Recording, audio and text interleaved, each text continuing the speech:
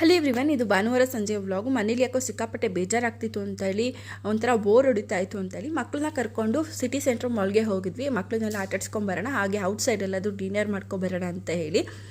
ಇನ್ನು city centre ಮಾಲ್ಗೆ ಹೋದಾಗ ನಾನು ತುಂಬ ದಿನದಿಂದ ಒಂದು ಪರ್ಫ್ಯೂಮ್ ತೊಗೋಬೇಕು ಅಂತಿದ್ದೆ. ಯಾಕಂದರೆ ಇಲ್ಲಿ ಎಲ್ಲ ಥರ ಪರ್ಫ್ಯೂಮ್ಸ್ನ ಕಸ್ಟಮೈಸ್ ಮಾಡಿಕೊಡ್ತಾರೆ. ಆದರೆ ಮಕ್ಕಳನ್ನ ಕರ್ಕೊಂಡು ಏನು ಪರ್ಚೇಸಿಂಗ್ ಮಾಡೋದಕ್ಕೆ ಮಾತ್ರ ಹೋಗಲೇಬಾರ್ದು. ಅವ್ರು ಏನು ನೋಡೋದಕ್ಕೂ ಬಿಡೋಲ್ಲ. ಅವ್ರಿಗೆ ಏನಕ್ಕೆ ಹೋಗಿರ್ತೀವೋ ಅದನ್ನು ಮಾತ್ರ ಮಾಡಿಸ್ಬೇಕು ಅನ್ನೋ ಒಂದು ಕಾನ್ಸಂಟ್ರೇಷನ್ ಕೊಡ್ತಿರ್ತಾರೆ. ನಮ್ಗೆ ಏನು ನೋಡೋದಕ್ಕೂ ಬಿಡೋಲ್ಲ.